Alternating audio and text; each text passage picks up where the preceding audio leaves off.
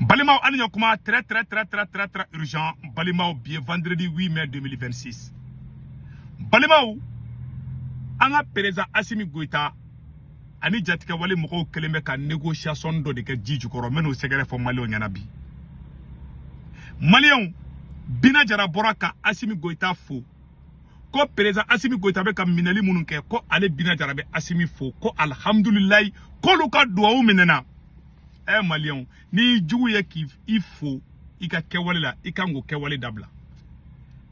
Jatika wale moko nambu wale ko tero ol de borabi kube Assimi Goïta fou. Assimi beka mineli mununke ba moko ko de cadeau lui.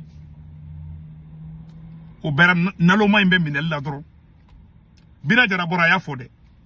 Ko luga douaou minena ko Assimi beka moko mine. Ko Assimi moko fakala. Ko Assimi beka sorasi nyokon faka.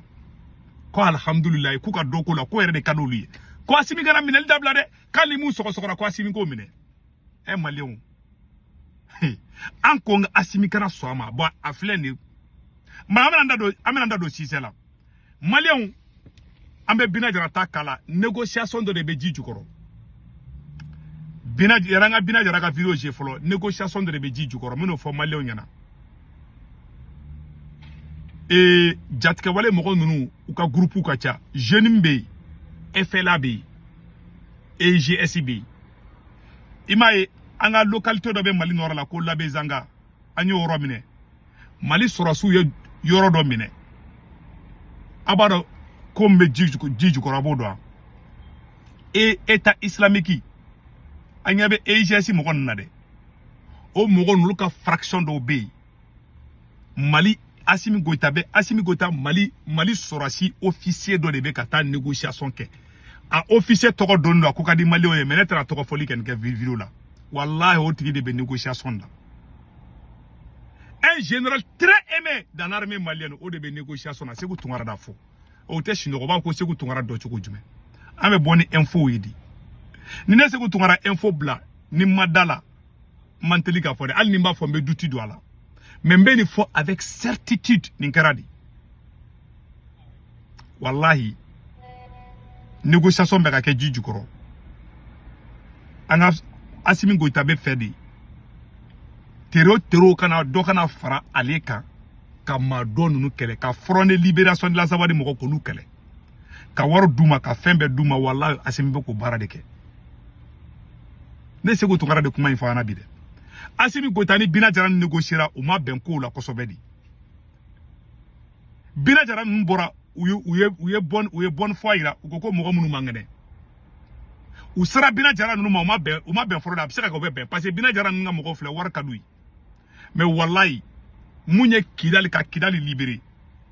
Mali beka alliance keni djihadisi do ye ne segu tungara da fo Assimi Goïta de ba barala un général de l'armée malienne a ben ala chode beka négociation ke Djijukoro i banga dosso armée i banga marfa di mokoma i banga VDP ta i banga recrutement ke c'est ça i beka taka faka vagabond groupe ni ko ntela baw ali ka politicien to ni ko nkumbeke ne ba kalamaw moi je sais comment ça marche nde Mali chien folo Mali be alliance keni jadi su groupe yoka groupe wéro kele Assimi be ko technique de ke Malien pour que abise ka kidali soro chogomi abe taka aere furu siri jatika wale groupe do rewma no le wa folma ko GSI ay kuma ina mede groupe mo GSI ni jenim tem ñokon fe kosobe donc comme au groupe do parce que marfatigi be farla ñokon ka mais GSI ma son ka i fenga kosobe no mo na parce que olu farani don mandi oni yada galiga mogo mandi comme olu teño fait Mali général de blâmer mais négociation na wala sa on ni tero do ka fara do ka taga tero wéro kele Mali ode ko be Djijukoro information flana munye e Bina Jara bora ka kuma mfa anga jango fana la me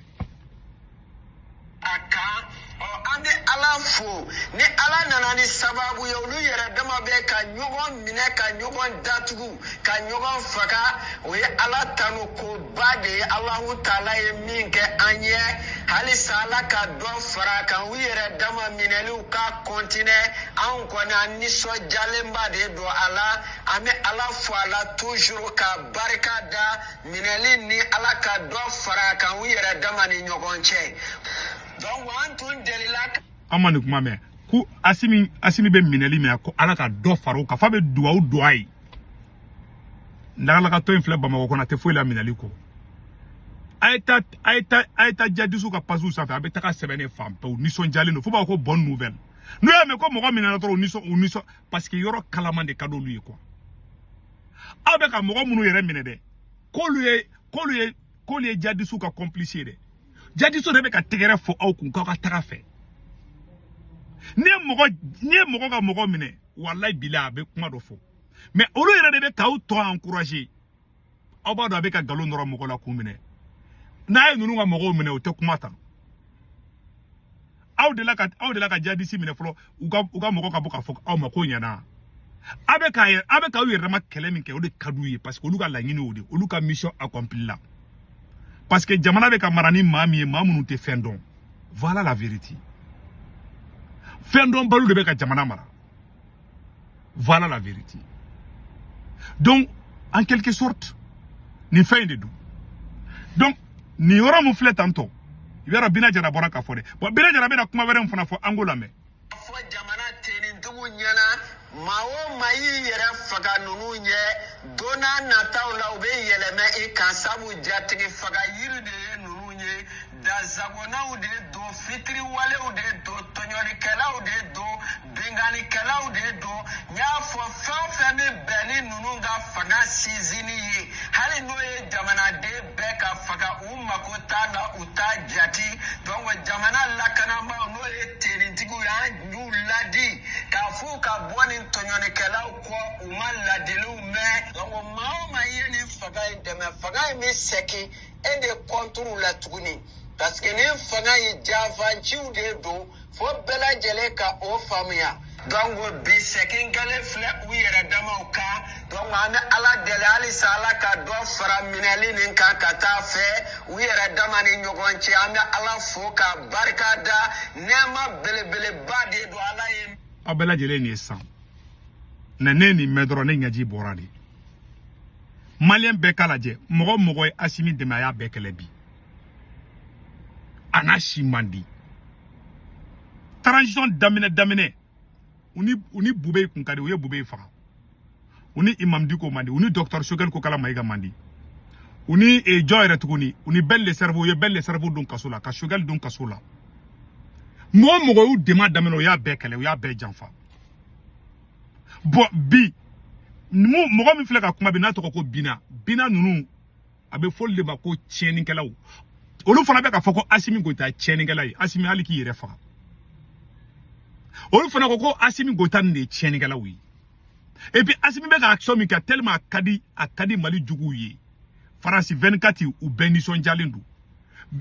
Asimi bɛ minɛli min na o de ka di Mali juguw ye an ko Asimi Goita ne sɔmina depuis kɛlɛ in ma daminɛ ala ɲɛ bɛ bɛɛ ŋaninge la wallahi billahi ne Segu Tunkara ni fɔ n kana sɔn an kana bin ni pièce kɔnɔ n ko nin maɲi an ka jamana ma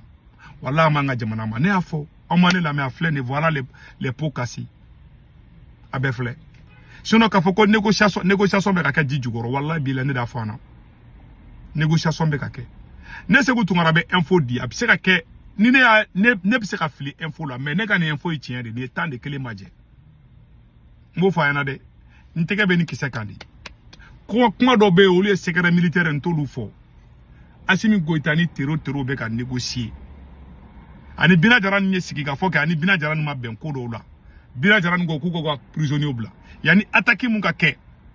mais an bɛ tila k'an da don la parce que n bɛna vidéo kura dɔ kɛ ka Ablaye Diop jaabi quoi n ye Ablaye Diop ka wɔgulɔnkan dɔw mɛn n bɛna ale jaabi n m'a ka da ma vidéo dɔ ye quoi donc nin de kun do ka fɔ an ɲɛna ko wulufarinba n'i ka wulufarin faga dɔ ta b'i kin an filɛ nin de kɔnɔ ala ka hɛrɛ kɛ Mali ye